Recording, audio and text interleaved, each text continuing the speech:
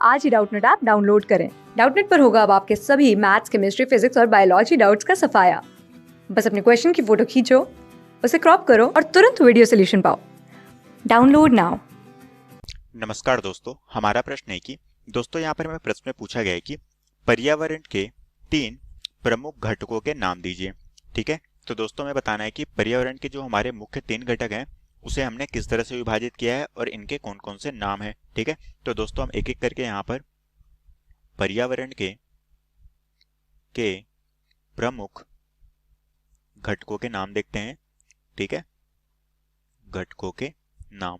ठीक है, तो सबसे पहले दोस्तों हम जानते हैं कि एक एक करके इनके घटकों के नाम। सबसे पहला घटक कौन सा है दोस्तों? वो है हमारे पास जैविक घटक। ठीक है, तो हम कह सकते हैं कि सबसे पहला हमारे पास घटक कौन सा है?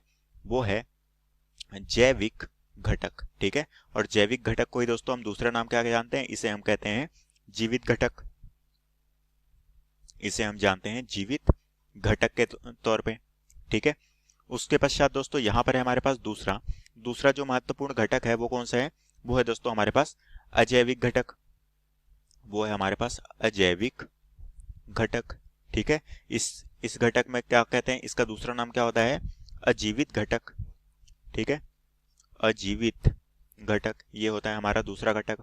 उसी तरह से दोस्तों हमारे जो तीसरा घटक है, 3 भागों में हमने विभाजित किया है। तीसरा हमारा क्या है?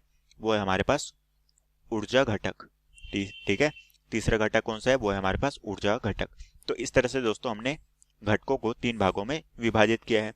ठीक है, जो कि हमारे पास है जैविक, अजैविक, ऊर्जा घटक।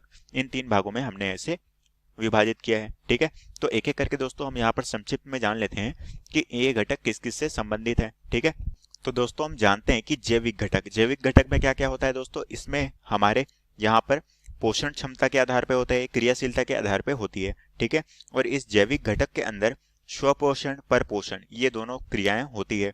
और ये हमारे किस में आते हैं? ये यहाँ पर हमारे मृतजीवी, परजीवी, प्राणी संभोजी ये हमारे क्या होते हैं? प्राथमिक, उत्पादक और उपभोक्ता के आधार पर जैविक घटक अलग से विभाजित होते हैं। तो हम कह सकते हैं कि जैविक घटक में हमारे स्वपोषी और परपोषी ये दोनों आते हैं, इसलिए हम इसे क्या कहते हैं? जीवित घटक कहते हैं। ठीक है, तो ये हो गया दोस्तों पहला।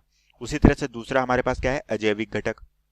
तो दोस्तों हम जानते हैं कि अजैविक घटक में क्या क्या होते हैं? ये हमारे जलवायु तत्व होते हैं, कार्बनिक पदार्थ होते हैं, अकार्बनिक पदार्थ होते हैं। ठीक है, जहां पर उत्पाद, उपभोक्ता और अपघटक ये तीनों होते हैं। जहां पर शाकाहारी, मांसाहारी और सर्वाहारी तीनों होते हैं। तो ये जो हमारे शाकाहारी, मांसाहारी और सर्वाहारी ये तीनों हमारे क्या हो गए? प्राथमिक उपभोक्ता, द्वितीयक उपभोक्ता और तृतीयक उपभोक्ता। और यहाँ पर हमारे पास मुख्य रूप से क्या हुए? कार्बनिक और अकार्बनिक पदार्थों का यहाँ पर हुआ, तो ये हमारे किस में आएंगे? अजीवित घटक में आएंगे। ठीक है, उसी तरह से यहाँ पर है ऊर्जा घटक। ऊर्जा घटक में क्या होता है? ऊर्जा का स्थानांतरण एक जगह से दूसरे जगह होता है। ठीक है, तो हम कह सकते हैं कि यहाँ ऊर्जा घटक में क्या कहा जाएगी? हमारी पारिस्थितिक तंत्र की क्रियाएं आ जाएगी। तो ये सारी चीजें हो गए दोस्तों हमारे पर्यावरण के मुख्य घटक, जिनके हमें यहाँ पर नाम पूछे गए थे। और यही है दोस्तों में प्रश्न में पूछा गया था, जो कि हमारे प्रश्न का उत्तर है। तो आशा करता हूँ दोस्तों आपको ये प्रश्न समझ आया होगा। धन्यवाद। क्लास 6 से 12 से लेके नीट, IIT, जेईई मेंस और एडवांस के लेवल तक 10 मिलियन से ज्यादा स्टूडेंट्स का भरोसा। आज ही डाउनलोड करें डाउटनेट ऐप या व्हाट्सएप कीजिए अपने डाउट्स 8400 400 400 पर।